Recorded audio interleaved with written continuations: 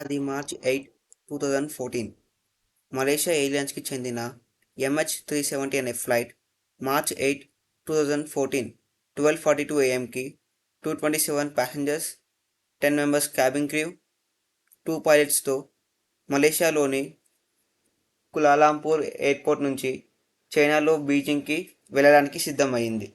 యాక్చువల్గా 12:35కి టేకాఫ్ కావాల్సిన ఫ్లైట్ డిలేతో 12:42కి టేకాఫ్ అయింది.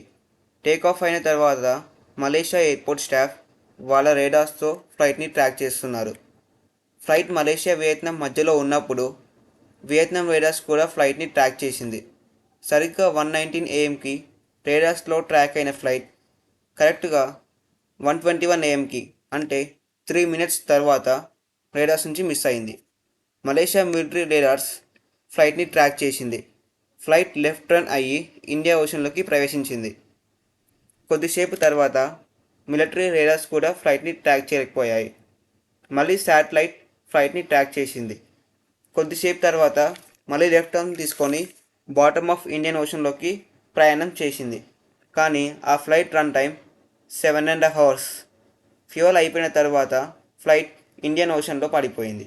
Malaysian government search operation start చేసింది. ఇండియా ఓషన్లో దాదాపు 3 years సెర్చ్ చేసింది. బట్ ఫ్లైట్కి సంబంధించిన ఒక్క మేజర్ పార్ట్ కూడా దొరకలేదు. ఫ్లైట్లో ప్రయాణించిన ఒకరి డెడ్ బాడీ కూడా దొరకలేదు. ఈ ఫ్లైట్ మిస్సింగ్ అనేది పెద్ద మిస్టరీ అనే చెప్పొచ్చు.